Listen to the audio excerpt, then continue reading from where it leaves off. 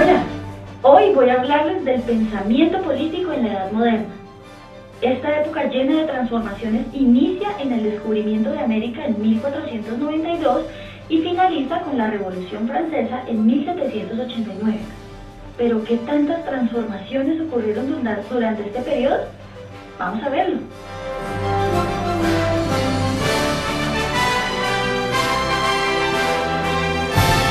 Estos cambios sociales y culturales acelerados fueron el máximo auge de la Edad Moderna. En ellos encontramos la burguesía, el Estado, el capitalismo, el humanismo, la reforma y el proyecto de la modernidad. Y los burgueses, esos eran los encargados de toda la actividad comercial.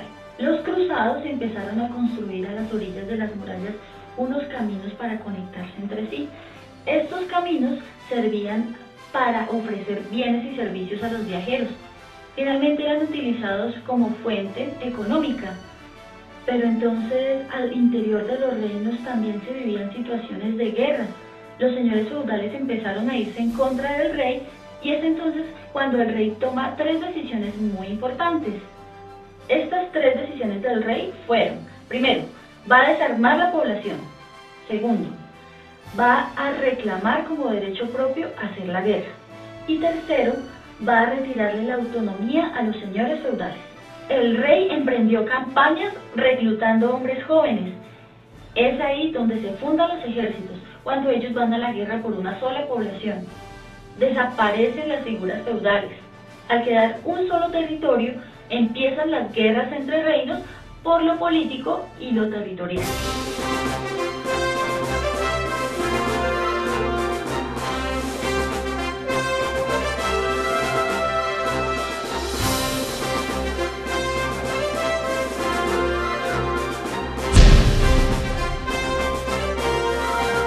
Los burgueses eran campesinos que habían cambiado de actividad económica. Ellos se dedicaban a intercambiar productos, bienes o servicios con los viajeros y luego iban a sus reinos y los intercambiaban con las personas del reino. Esto lo hacían por medio de las ferias.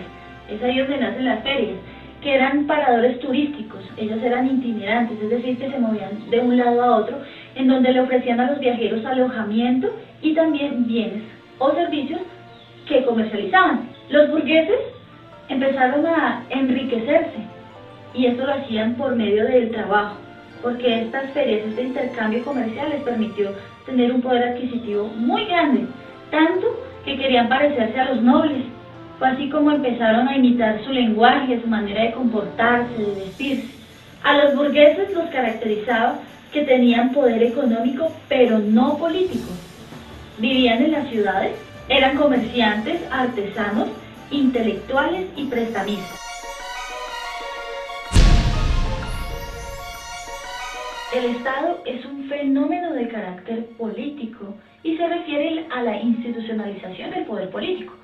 ¿Recuerdan cuando hablábamos de que el rey tomó unos correctivos, unas acciones? Pues esto tuvo unos efectos. El primero, el monopolio de las armas y la violencia física, la prestación de servicios básicos y el desarrollo de la burocracia. Las causas de todo esto fueron primero los ejércitos privados, que eran los empresarios de la guerra, la secularización, que es la separación del Estado y la Iglesia, y la regulación de la vida social, que es cuando nacen las necesidades en la sociedad. Entonces definamos Estado moderno. Lo definimos como la constitución de un cuerpo administrativo unificado con una única figura de poder y autoridad.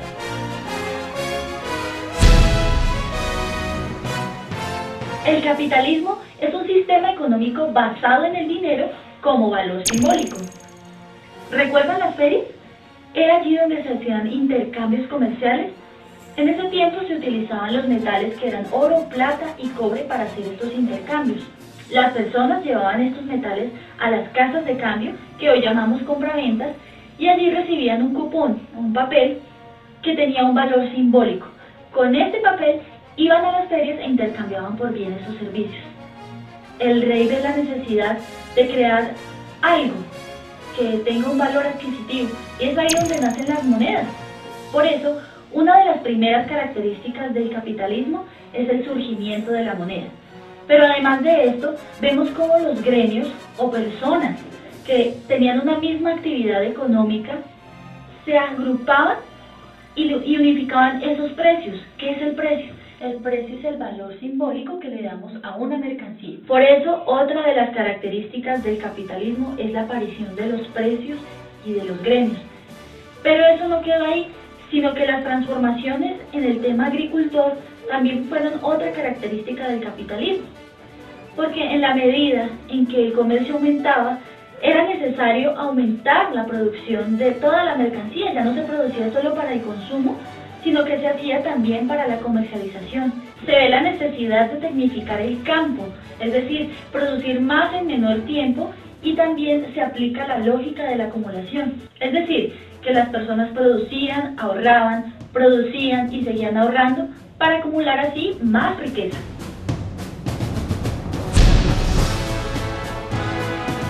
El humanismo es una época donde los escritores, donde los artistas buscan la reivindicación con el mundo y con el hombre.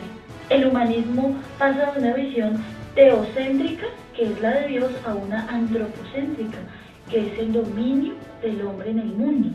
Es así como se desarrollan las ciencias y las artes, porque son las que se enfocan en comprender la naturaleza y el cuerpo humano. El humanista decía que todo el mundo tiene una explicación racional. Decía que la razón vence la fe. Los humanistas rescatan la figura del hombre integral como aquel que tiene dominio del mundo porque tiene el conocimiento de las artes y las ciencias. En esta época encontramos artistas muy conocidos como Leonardo da Vinci, Erasmo de Rotterdam, Giovanni Boccaccio, entre otros.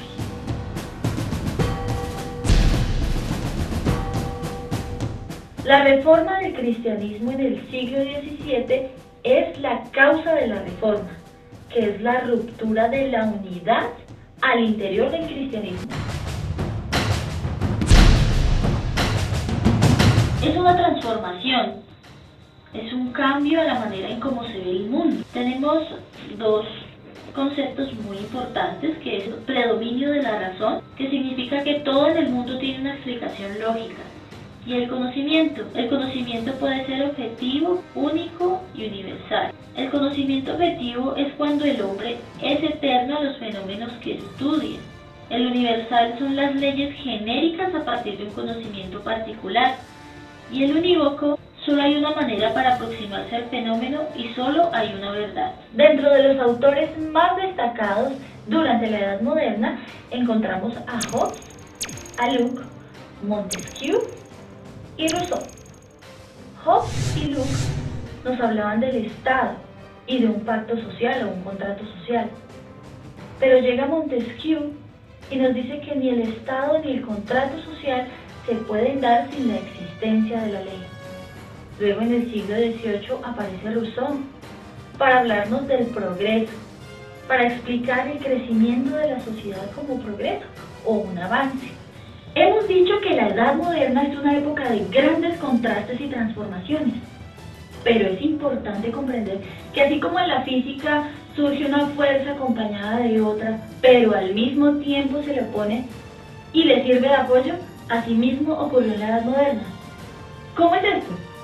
Pues así como los reyes gobernaban, al mismo tiempo necesitaban el apoyo de las organizaciones o de la organización para cumplir los deseos de este soberano.